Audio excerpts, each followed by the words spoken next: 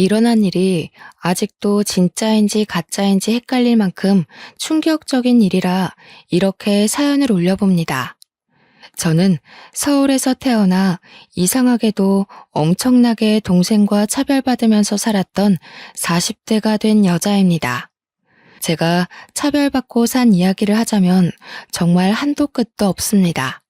어릴 땐 왜 그런 대우를 받아가면서 살아야 하는지 몰랐는데 크고 나니까 자연스럽게 알게 되더군요. 정말 제 기가 막히고 한탄스러운 이야기를 한번 들어보시겠습니까? 저희 집은 남아 선호 사상이 정말 짙었던 집이었습니다. 다들 제 남동생을 떠받들어 주면서 하루를 보내셨죠.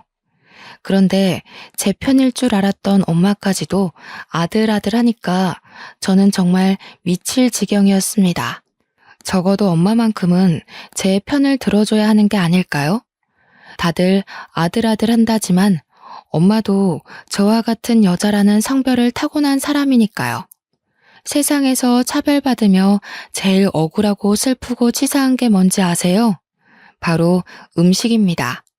먹는 걸로 치사하게 굴면 정말 세상에서 제일 하찮은 인간이 되는 듯한 기분을 느끼게 되었어요. 저는 매일 된장찌개에 김치가 일상인 밥상이었고, 동생은 늘 소고기에 햄에 먹고 싶다는 걸 다 차려주셨죠. 제가 학교 끝나고 돌아오면 동생은 산의 진미가 어우러진 어마어마한 밥상에서 밥을 먹고 있었지만 제 몫은 김치와 찌개였습니다. 당연히 동생과 저는 발육 상태에서부터 차이가 날 수밖에 없었습니다. 남동생은 소화비만인 반면 저는 깡마른 영양실조와 다름없는 몸을 가지고 있었습니다. 동생과 길을 걸어가기라도 하면 남매라고 생각하는 사람이 전혀 없을 정도였으니까요. 조금 크고 나서부터는 제가 남동생에게 괴롭힘을 당하는 앤 줄 알고 저를 도와주겠다는 사람이 나타날 정도였습니다. 그러니 이 차별이 얼마나 오랜 시간 지속되었고 제가 얼마나 서러움을 당했을지 이해가 가십니까? 집안에서 새는 바가지 밖에서도 샌다고 하잖아요.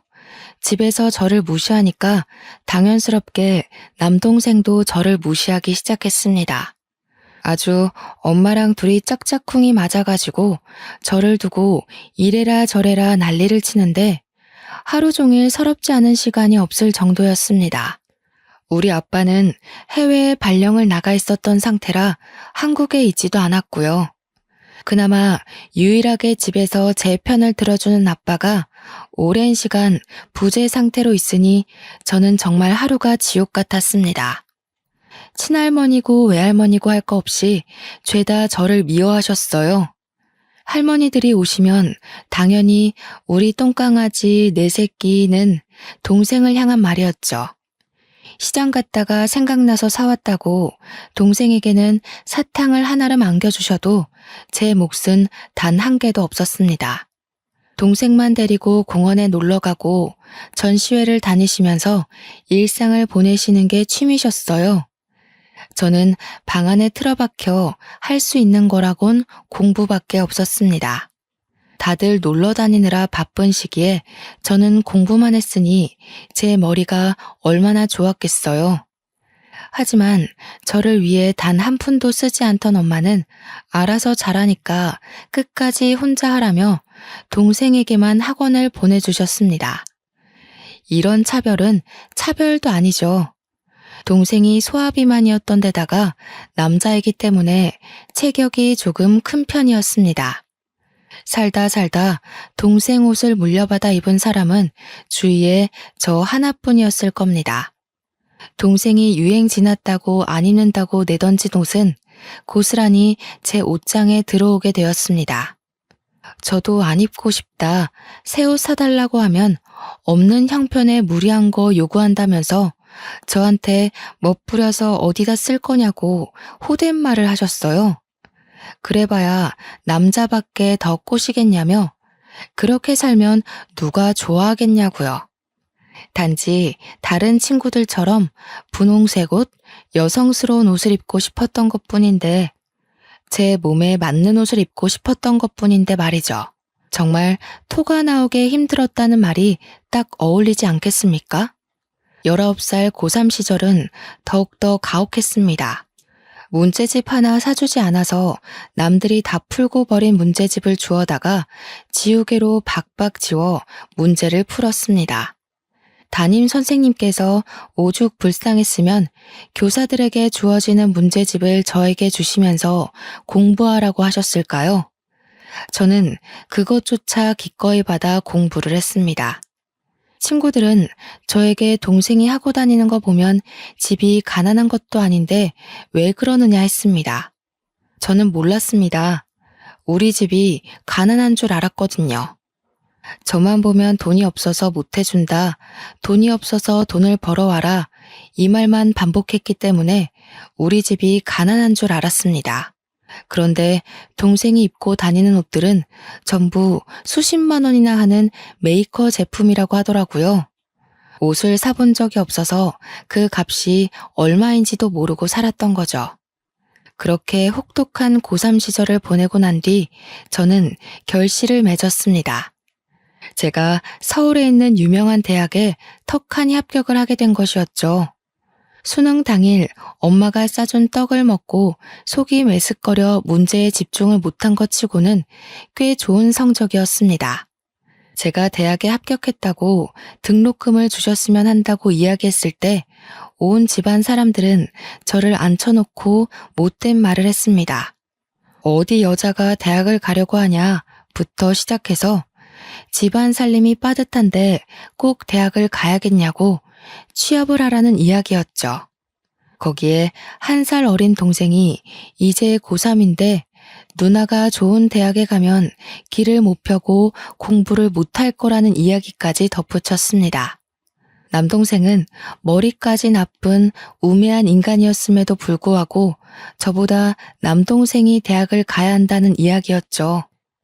그날 처음으로 저는 대들었습니다. 우리 집 가난한 거 아니지 않냐고. 내 등록금은 아빠가 벌어오는 거 아니냐고요. 그러자 할머니들은 저의 등짝을 치면서 네 아빠가 해외에서 고생하는데 딸이 대학을 가는 게 말이 되냐면서 돈을 벌어오라 했습니다. 남동생 대학 등록금만 해도 허리가 휠 게 뻔한데 어디 대학 문턱을 밟겠냐고요. 저는 제가 더 똑똑하니까 제가 대학을 나오는 게 맞다고 반문했어요. 그러자 친할머니께서 제 뺨을 후려치셨습니다. 정말 눈앞에 별이 반짝 보이는 것 같은 느낌이 들었습니다. 저는 하염없이 울었어요. 제가 그런 걸로 뺨까지 내어줘야 할지 몰랐거든요. 결국 저는 대학 입학을 포기할 수밖에 없었습니다. 대신 1년 동안 남몰래 아르바이트를 하면서 돈을 모았습니다. 딱 1년치 등록금만 모으면 그 뒤로는 대학 이름 팔아서 과외를 할 생각이었습니다. 고액과외가 판을 치던 시기였기에 저는 부푼 꿈을 안고 하루 종일 일을 하고 돌아와 새벽까지 코피를 쏟아가며 공부를 했습니다. 대학에 간 친구들이 술을 먹자 클럽에 가서 놀자고 저를 부를 때도 거절했습니다. 저에게 독하다며 손가락질하는 친구들도 있었지만 저는 그만큼 공부에 대한 열정이 가득했어요. 제가 가려던 명문 사립대는 등록금 때문에 포기할 수밖에 없었지만 서울에서 가장 유명한 국립대학을 목표로 공부했습니다. 재수를 하러 갈 때에는 절대로 엄마가 싸준 떡을 먹지 않아야지 하는 마음으로 말이죠. 편의점 아르바이트, 식당 아르바이트를 하며 열심히 돈을 모았고 수능 3개월 전부터는 독서실에서 총무 아르바이트를 했습니다.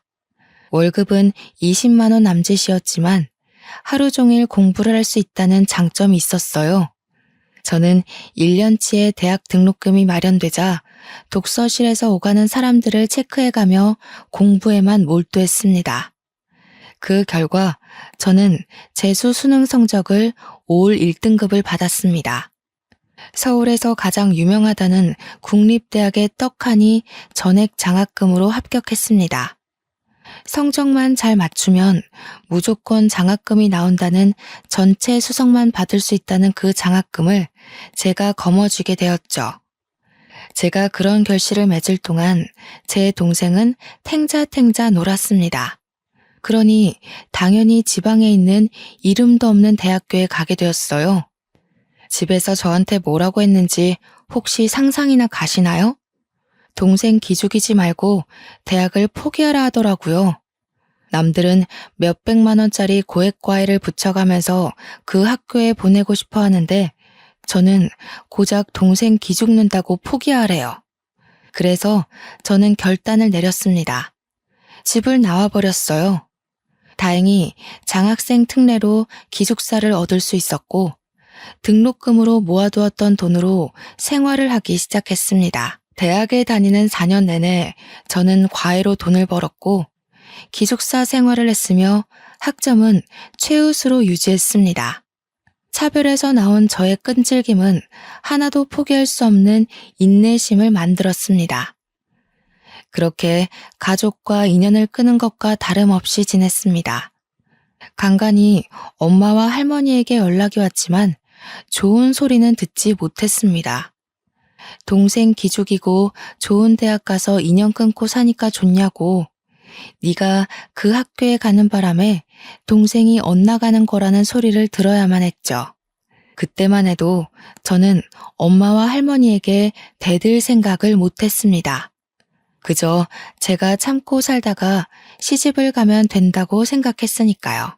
제가 대학교를 졸업하던 해에 드디어 길고 길었던 해외 생활을 청산하시고 아빠가 아예 돌아오셨습니다. 아빠가 왔으니 가족들끼리 만나서 밥도 먹고 이야기도 해야 하는데 도무지 집에 가기가 너무 싫었습니다. 제가 하루 이틀 학교를 핑계대고 미루다가 결국에는 아빠가 저에게 연락을 하셨어요.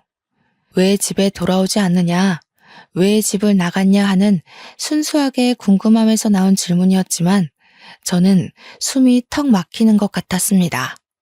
엄마 밥을 먹으면서 살아야 힘이 나지 왜 밖에서 그러고 살아 하는데 가슴에서 쿡 찌르는 분노가 일더라고요.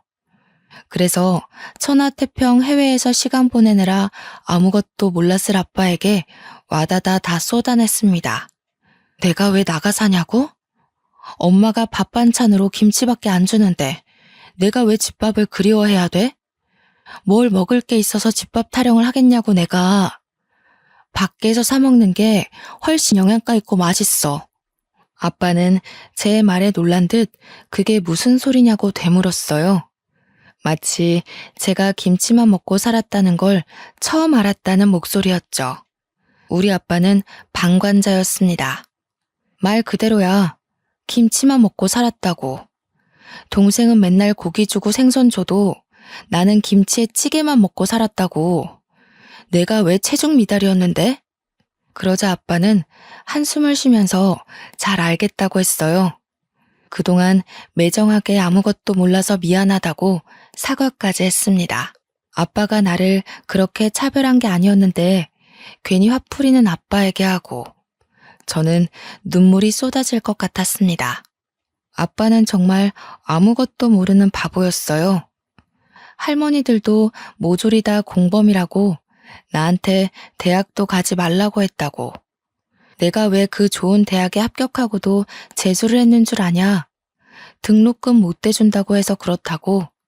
그래서 재수한 거라고 다 쏟아냈습니다. 제 이야기를 들은 아빠는 엄마에게 화를 냈어요.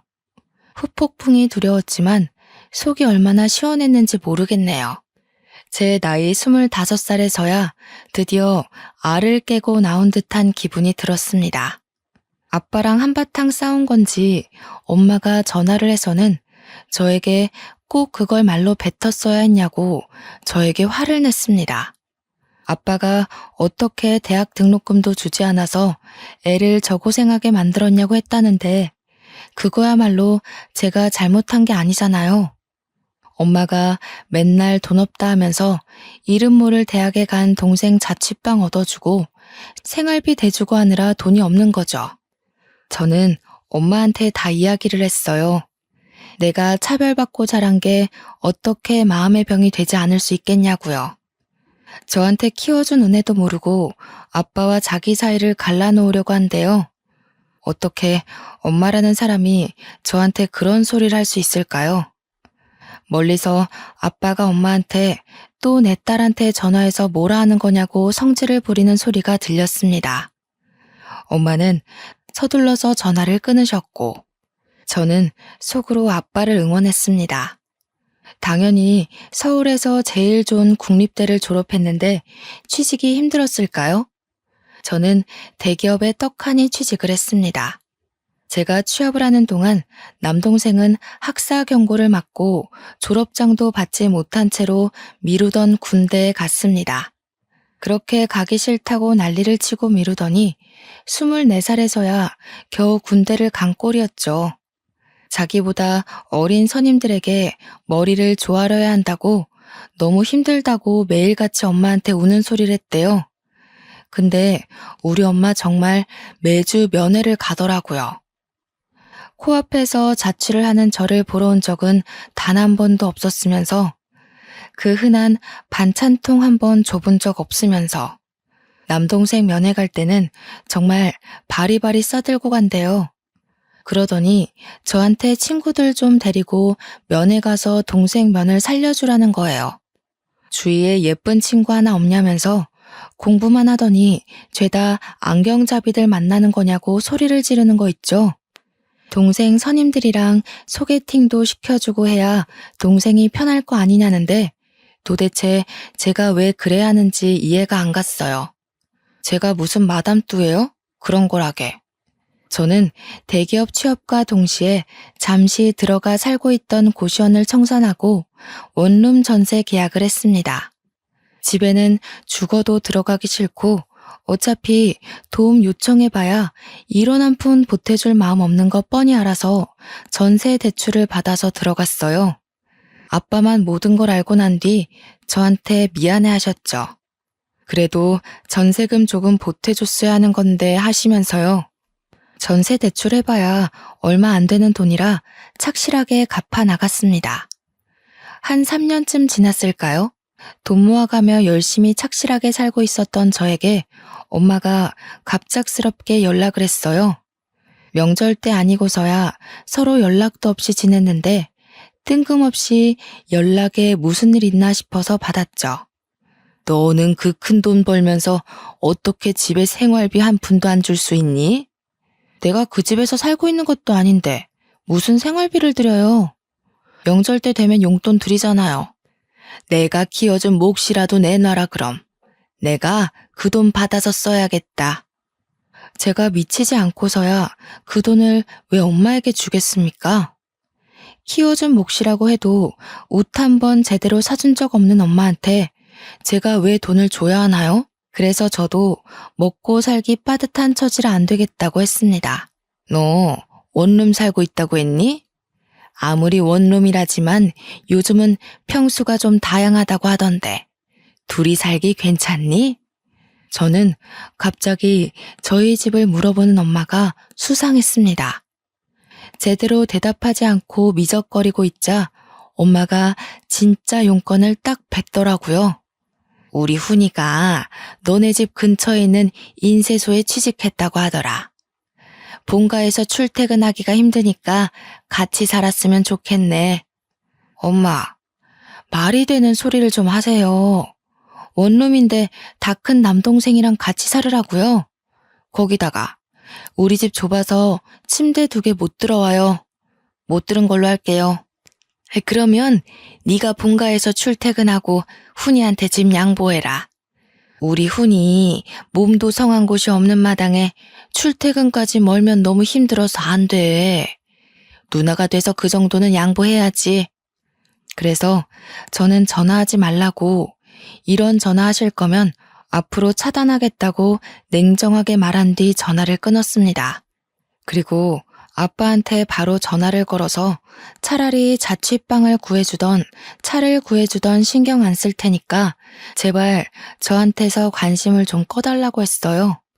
아빠가 또 면목 없다면서 저한테 미안하다고 하시더군요. 저는 씩씩거리면서 성인 돼서 집에 도움받은 거 하나 없다. 물론 어릴 때도 별로 없지만 그래도 쌀밥에 김치 준 거 그거 키워준 거라고 생각하겠다고 했어요. 20살 이후부터는 정말 집에 이런 한 푼 받은 거 없고 밥도 못 얻어먹었다고 잠만 자고 나왔다고 했습니다. 근데 그 돈이라도 받아야겠냐고 재어준 값이 필요하냐고 소리를 질렀어요. 아빠는 아니라고 엄마가 너무 생각이 없다고 미안하다며 화를 풀으라 했습니다. 그러더니 정말 남동생에게 차를 사주셨더라고요. 저는 큰 실망을 할 수밖에 없었죠. 제 보증금은 정말 1원도 안 도와줬으니까요. 그런 척박한 제 삶 속에서도 한떨기 장미꽃이 피어났습니다. 집에 가는 게 싫어서 회사에 내리 있다 보니까 저를 마음에 들어하는 대리님이 있다는 이야기를 듣게 되었어요. 평소에 매너도 좋고 성격도 서글서글하셨던 분인 걸 기억하고 있었는데 그분이 저를 마음에 들어한다는 게 아니겠어요? 제 선임분에게 휴대폰 번호를 알려달라고 했다며 알려줘도 되겠냐고 물어보시더라고요. 저는 좋다고 했습니다. 학교를 다닐 때나 졸업하고 나서나 연애 한번 못 해본 저에게도 드디어 새싹이 움트나 싶었거든요. 그렇게 옆부서 대리님과 연애를 시작했고 저희는 딱 2년을 채우고 결혼을 약속했습니다. 2년 동안 물론 집에는 말 한마디 안 하고 비밀스럽게 만남을 이어갔죠. 솔직히 너무나도 겁이 났습니다. 결혼을 하려면 집에 인사를 드리러 가야 하는 건 맞는데 도무지 자신이 없었거든요. 내가 어떤 모습으로 자랐는지 낱낱이 밝혀질 텐데 어떤 취급을 받았는지 속속히 보게 될 텐데 너무 두려웠습니다. 그래서 예비 신랑에게 이야기를 했어요. 차별당하면서 컸던 저의 일생일대기를 이야기하고 우리 집이 얼마나 개차반인지도 이야기했습니다. 내 남동생은 군대를 다녀와서도 정신 못 차리고 있다. 인쇄소에서 일을 한다고 하는데 매일 그만두고 싶다고 타령하는 것 같다. 2년 동안 집에 간 일이 거의 없다. 명절에도 얼굴 안 보고 산다고 결혼을 해도 처가에 뭘 하려는 생각을 하지 말라고 단단히 일러두었습니다. 저는 예비 신랑이 저를 떠나간다고 해도 할 말이 없다고 생각했는데 예비 신랑은 제 손을 꽉 잡아주었어요. 참 힘들었겠다. 너무 고생했다. 앞으로는 내가 그 과거를 모두 지워줄게 하는데 눈물이 나더라고요. 저는 예비 신랑에게 꼭 약속을 지켜달라고 했습니다. 나한테 분명 할 이야기는 돈밖에 없을 거라고. 대신 우리 집이랑 인연 끊고 살 거고 절대로 돈 줄 일 없을 거라고. 혹시나 집에서 돈 이야기 꺼내면 절대로 모른 척하고 받아주지도 말라고 이야기를 했습니다. 그리고 그 이야기는 시댁 가서도 똑같이 했어요. 제가 차별당한 역사를 들으신 시모는 눈물을 찍어내셨고 시부는 분노하셨습니다. 우리 똑 부러지는 며느리를 누가 그런 대우를 받게 했냐고 혼쭐을 내주시겠다고 했죠. 저는 울다 웃으면서 예비 시부모님에게 평생 잘하겠다고 약속을 드렸습니다. 남아 선호 사상 때문에 저를 ATM 기계인 줄 안다고 이해를 부탁드렸습니다. 대신 절대로 피해를 끼치지 않을 거고 인연 끊을 거라고요. 시부모도 남편처럼 저를 꼭 안아주시며 앞으로는 우리가 가족이다. 우리가 네 부모다 하셨습니다. 알고 보니 시모도 집안에서 남아선호 사상 때문에 고생하며 자랐다고 하시더라고요. 그래서인지 통하는 게 참 많았습니다.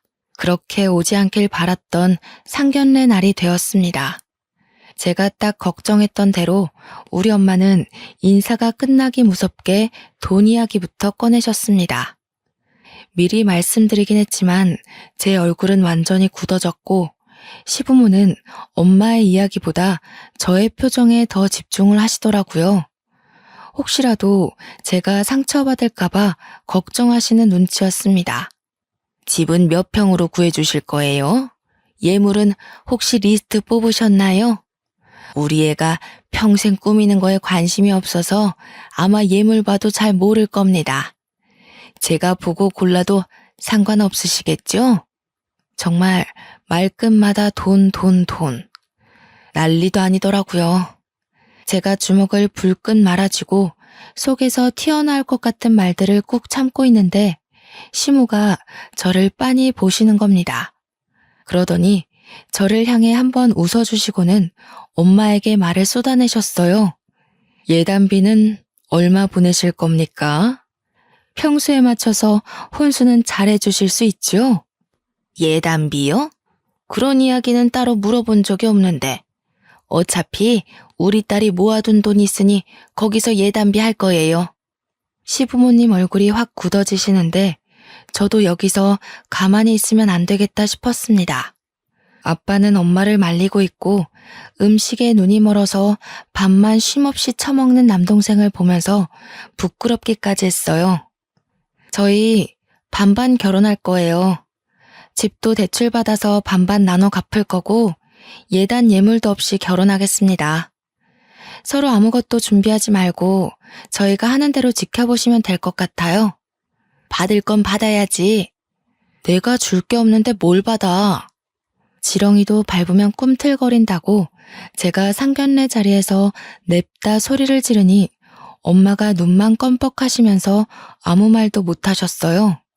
분이 올랐는지 저한테 야 하시는데 아빠가 그런 엄마를 말리면서 시부모님께 죄송하다고 고개를 숙이셨습니다. 아무래도 아이들이 하자는 대로 하는 게 좋을 것 같다면서 예비 신랑에게 저를 잘 부탁한다고 하셨어요. 저는 그 모습까지도 솔직히 가식으로 느껴지긴 했지만 그래도 유일하게 엄마를 말려줄 수 있는 게 아빠뿐이라 참았습니다. 엄마는 상견례 자리에 나와서도 저에게 받을 거 다 받아라, 우리도 뭐 좀 챙겨주고 해라 했지만 저는 다 무시하고 참견하지 말라고 했죠. 키워봐야 다 소용없다면서 소리치는 엄마를 단 한 번도 뒤돌아보지 않고 집으로 돌아왔습니다. 아무튼 그 뒤로 서로 마주할 일 없이 엄마의 불만이 가득한 채로 결혼식장에 서게 되었습니다. 엄마는 끝까지 나에게 바보 멍청이라고 했지만 저는 엄마가 그렇게 투정을 부릴수록 결혼을 잘했다고 생각했어요. 남편과 저는 둘 다 대기업에 다니고 있었기 때문에 대출이 넉넉하게 나왔고 집도 잘 구해서 혼수까지 잘 채워놓고 살고 있었습니다. 그렇게 달콤한 신혼생활을 6개월 정도 이어갔을까요? 뜬금없이 엄마에게 연락이 왔습니다. 그러더니 저에게 돈을 빌려달라고 하시더라고요. 그래서 왜 돈이 필요하냐고 동생이 사고 쳤냐고 하니까 버럭 화를 내면서 착한 훈이가 그럴 일이 있냐는 겁니다. 저는 그것도 아니면 왜 돈이 필요하냐 했더니 엄마가 저에게 암에 걸렸다고 이야기를 하시는 게 아니겠어요. 미리미리 암보험을 준비했어야 했는데 사는 게 척박해서 암보험 하나 가입할 생각을 못했다면서 저에게 돈 좀 빌려달래요. 저는 고민을 했지만 하나뿐인 엄마가 암이라는데 언제까지 제가 모른 척할 수 있겠어요. 그래서 솔직하게 얼마나 필요하냐고 물어보니 엄마가 5천만 원 정도 필요하다고 하셨습니다. 5천만 원이 네 집 개 이름도 아니고 암 치료하는데 돈이 그렇게나 많이 필요한가 싶었어요. 한 1,000만 원 정도 생각했었거든요. 어차피 아버지도 일을 하시고 있었고 끔찍하게 생각하는 남동생도 있는데 저한테 병원비를 전부 부담하라고 하니 부담스러웠어요. 근데 제가 고민하는 게 느껴졌는지 엄마가 주절주절 하시더라고요. 항암 치료도 뭐 수차례 해야 하고 입원비에 수술비까지 생각하면 5천만 원 정도 들 거라고요. 대출 받아서 해주면 안 되겠냐고. 대기업 다니는 딸한테 그 정도 능력은 있지 않네요. 혼자 고민해서는 안 될 것 같아서 남편에게 솔직하게 이야기했습니다. 결혼하고 절대로 친정에 돈 안 갖다 주기로 약속했는데 엄마가 암이라고 하니까 너무나도 흔들린다고요.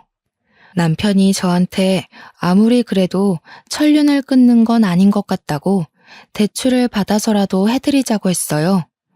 혹시나 장모님이 잘못되기라도 하면 그 죄책감을 어떻게 씻을 수 있겠냐고요. 저는 남편에게 너무나도 고마웠습니다. 그래서 당장 대출을 받아서 엄마에게 드렸어요. 꼭 병 고치고 오라고 했습니다. 그러고 나서 엄마는 치료를 받는다, 수술을 한다, 별 말이 없었어요. 저는 솔직히 걱정이 되기도 하고 또 어떻게 진행되고 있는지를 알아야 하지 않겠어요. 그래서 아빠한테 연락을 했어요. 엄마는 본인한테 하라고 했지만 그래도 아픈 사람한테 직접적으로 묻기가 좀 그러니까요. 그랬더니 아빠가 왜 남이냐고 하는 게 아니겠어요? 저는 뒤통수를 세게 맞은 느낌이 들었습니다. 그 길로 친정에 찾아가서 엄마한테 엄마 암이라고 나한테 돈 가져갔잖아. 근데 아빠는 왜 몰라? 하고 물어봤어요. 엄마는 당황해하고 옆에 있던 아빠는 도대체 이게 다 무슨 소리냐고 소리를 치고 나한테 항암 치료며 입원비며 수술비까지 해서 5천만 원 대출받으래서 대출받아서 줬잖아. 아이고 가만히나 있지 정말. 네가 이를 다 키우고 망치는구나. 그래 나 암 아니다. 네 동생이 사업하고 싶다고 한 번만 도와달라는데 어떻게 하니? 누나가 돼서 여태 동생 하는 모든 앞길을 막았으면 그 정도는 도와줄 수 있잖니. 이게 다 우리 집안 기둥이 살아야 잘 되는 거 몰라서 그래? 동생이 인쇄소도 진즉 때려쳤다고 하더라고요. 도무지 남 밑에서 굽신거리면서 일하는 게 적성에 안 맞는다고 하면서 사업을 하겠다고 했대요. 당연히 아빠는 반대했고 돈 나올 구석이 없으니 저한테 거짓말을 치고 돈을 받아간 것이었습니다. 대기업 다니는 누나가 있는데 초기 비용이 뭐가 걱정이겠냐고 하면서 5천만 원을 고스란히 동생에게 줬다는 겁니다. 그 순간 동생이 러닝 셔츠 하나 입고 배를 벅벅 긁으면서 까치집한 머리로 하품하며 나오는데 진짜 미치겠더라고요. 누나 왔어? 누나가 준 돈 잘 썼어. 누나 덕분에 나 큰 돈 벌 것 같아. 개소리 하지 말고 당장 내 돈 갚아. 나도 그거 대출 받아서 준 거라고. 엄마가 암이라고 거짓말해서 준 돈이라고. 아이씨, 누나. 투자의 기본은 냅두는 거야, 어? 내가 코인 제대로 된 거에 시게 투자했으니까 2배로 불려줄게. 알겠지? 저는 진짜 숨이 턱 막히는 기분이었습니다. 이걸 남편한테는 어떻게 이야기해야 할지 막막했어요. 아빠는 저 대신 화를 내고 있었고 엄마는 그런 아빠한테 애 기죽이고 있다며 화를 냈고요. 결국 그 돈은 종이 조각이 되고 말았죠. 코인이라는 게 어떻게 무조건 벌 수만 있겠습니까? 죄다 잃고 저한테 배째라는 식으로 나오더군요. 저는 정말 친정과 인연을 끊기로 했습니다. 연락도 받지 않고 찾아가지도 않고요. 남편은 저에게 5천만 원으로 인생 공부했다는 셈 치자고 했습니다. 내용 증명을 보내버릴까 하다가 남편이 굳고 말려서 참았습니다. 그 와중에 아빠는 저한테 미안하다며 일부라도 갚겠다고 저에게 2천만 원을 송금해 주셨습니다. 아빠도 저에게는 방관자나 다름없었기에 저는 그 돈을 그냥 받았습니다. 미안하다는 아빠의 말이 진심일지 거짓일지 몰라도 저도 남편에게 미안해서 그냥 받았어요. 그러고는 정말 아빠와도 그 누구와도 연락하지 않고 지냈습니다. 그렇게 몇 개월이 지나고 저희에게 소중한 생명이 찾아왔습니다. 시댁에서는 경사가 났다면서 저를 위해 한약도 지어주시고 병원도 매번 같이 가주셨어요. 제 배가 티나게 불러올 쯤 저에게 친정에 말을 해야 되지 않겠냐고 했고 저는 싫다고 했지만 시부도 저를 설득했어요. 아무리 그래도 손주가 생기면 달라지는 법이라고 연락을 해보는 게 좋겠다고 하셨습니다. 저는 끊임없는 시댁의 설득에 결국 친정 부모님께 말씀을 드렸습니다. 임신했다고? 4개월인데 이제서 이야기한단 말이야? 사돈댁에서 뭐 해줬니? 가방이나 하나 받아와라. 엄마가 보니까 옆집 아줌마가 이번에 C사 신상백 샀다는데 너무 예쁘더라. 나도 네 덕에 명품백 한번 들어보자야. 저는 그 말을 듣자마자 그냥 전화를 끊어버렸습니다. 도대체 딸이 임신했다는데 가방 사달라고 조르라는 사람이 엄마가 맞습니까? 심지어 저를 위한 것도 아니고 본인을 위해서요. 저는 정말 엄마 같은 엄마가 될까봐 너무나도 두렵고 무서웠습니다. 꼭 받아야 할 임신인데 이런 생각을 하게 만드는 친정 식구들이 너무나도 두려웠어요. 그래서 정말 이번에야말로 연락을 끊겠다고 수십 번 다짐했습니다. 남들은 친정에서 몸조리를 해준다고 하는데 도대체 우리 엄마는 뭔지 모르겠더라고요. 나를 돈으로만 보고 나를 사람 취급도 안 해주는 엄마가 진짜 내 엄마가 맞는지도 모르겠고요. 늘 엄마는 진짜 나를 배 아파서 낳았어? 하고 물어보면 시덥지 않은 소리 한다고 자리를 피했던 엄마가 원망스러웠어요. 그렇게 6개월이 더 지나고 저는 떡두꺼비 같은 아들을 낳았습니다. 정말 신생아들 크는 속도는 눈에 띄더라고요. 매일같이 모유를 먹이고 아이 트림을 시키고 정말 생명이라는 게 이렇게 대단한 거구나 하는 걸 느꼈습니다. 제 품 안에서 배불리 먹고 잠든 아이를 보면서 도대체 우리 엄마는 나를 왜 그렇게 미워했을까? 어떻게 그럴 수 있을까 의문이 들었죠. 아이가 돌이 지나고 저는 모유 수유를 끊었습니다. 아이 이유식을 시작하고 분유를 번갈아가며 먹이고 늘 배불리 먹는 아이를 보며 행복했어요. 그렇게 한 1년쯤 더 지나서 제 가슴에 몽우리가 잡히는 게 느껴졌습니다. 혹시 유선이 막혀서 혹이라도 생긴 건 아닐까 병원에 가서 검사를 하니 유방암이라고 하는 게 아니겠어요. 다행히도 제가 가슴 마사지를 한다고 매일 만지다가 알게 된 터라 완전 초기였고 항암 치료만 해도 충분히 줄어들 거라고 했어요. 수술도 어렵지 않은 위치라 운이 좋다고도 하셨고요. 시부모님이 제 손을 잡고 막 우시는데 저 괜찮대요.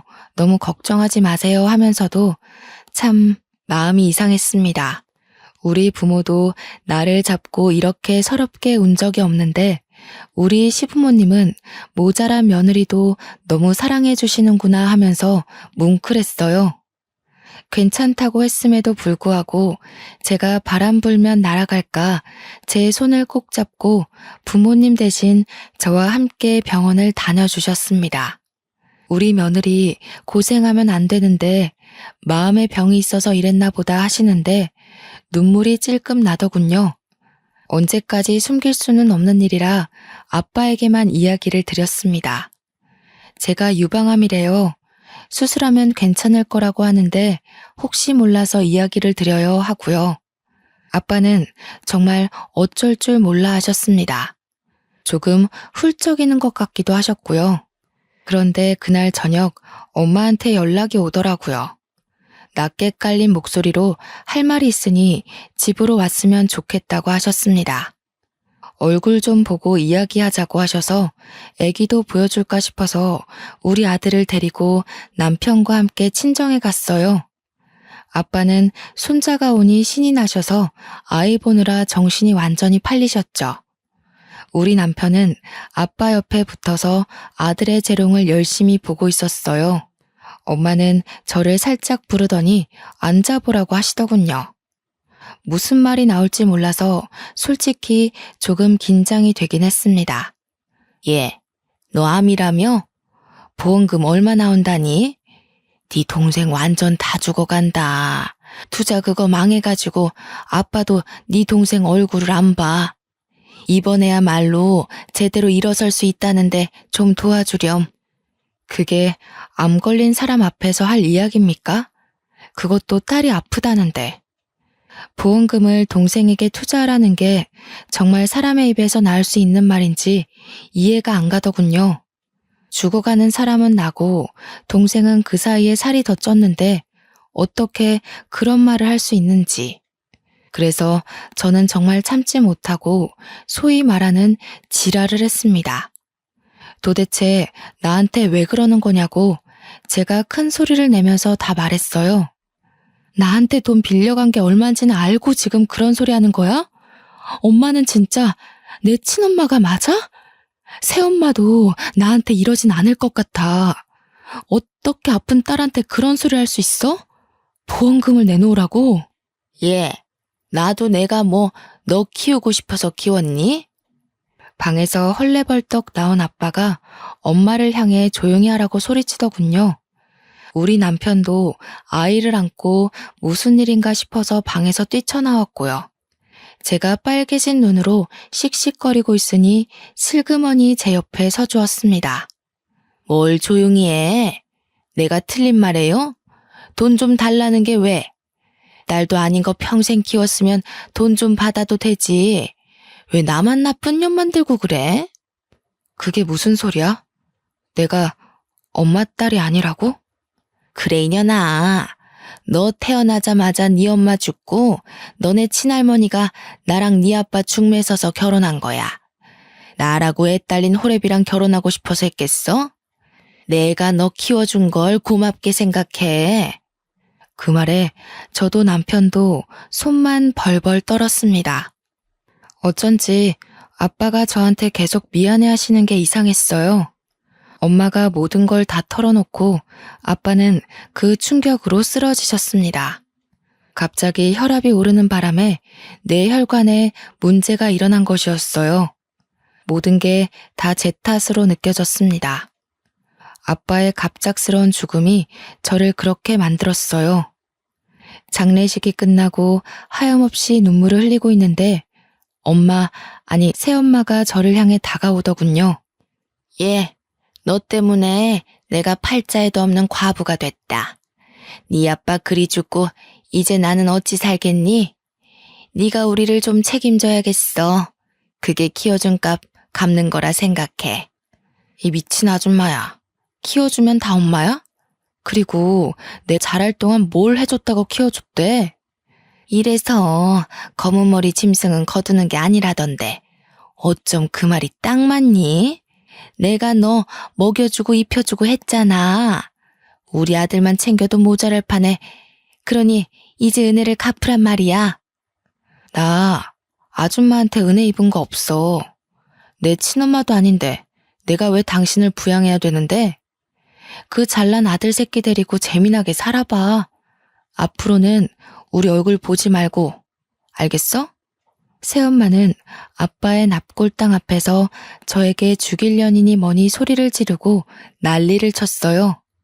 저는 웃으면서 당신이랑 인연을 드디어 끊게 돼서 기쁘다고 침까지 칵 뱉었습니다.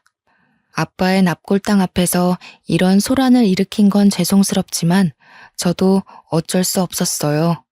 그렇게 끝까지 아나무인으로 굴던 새엄마가 저를 찾아온 건 장례가 끝난 지 2주일도 안 된 시점이었습니다.